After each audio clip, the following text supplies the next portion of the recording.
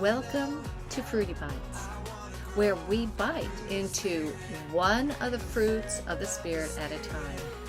We have been discovering the nitty-gritty definitions of what the Bible defines as true love. 1 Corinthians 13, verses 4 through 8, gives us quite a definition. Let's begin reading. 1 Corinthians chapter 13, verse 4. Charity suffereth long, and is kind. Charity envieth not. Charity vaunteth not itself, is not puffed up, doth not behave itself unseemingly, seeketh not her own, is not easily provoked, thinking no evil, rejoiceth not in iniquity, but rejoiceth in the truth, beareth all things, believeth all things, hopeth all things, endureth all things.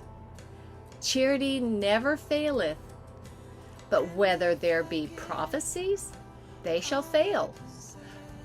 Whether there be tongues, they shall cease. Whether there be knowledge, it shall vanish away. Wow, that is a lot to unpack, but we will give it a try. Last time we talked about tongues, prophecy, knowledge, and moving mountains. All good things, but without love, they are nothing. There will be a time when those things will no longer be useful. It is love that will last.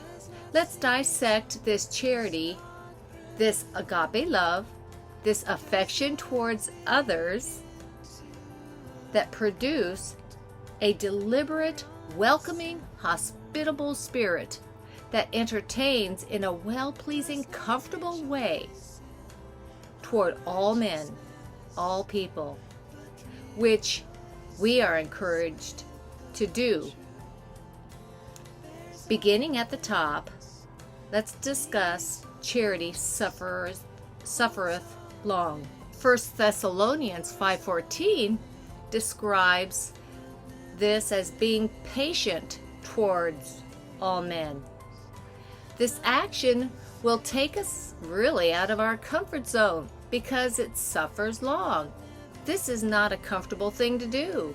It bears the offense and injuries of others. It truly suffers long and copes with those offenses. Long-suffering's fruit is slow to anger and slow to punish or get even. Suffereth long is demonstrating the mind of Christ, who is not willing that any should perish, but that all should come to repentance.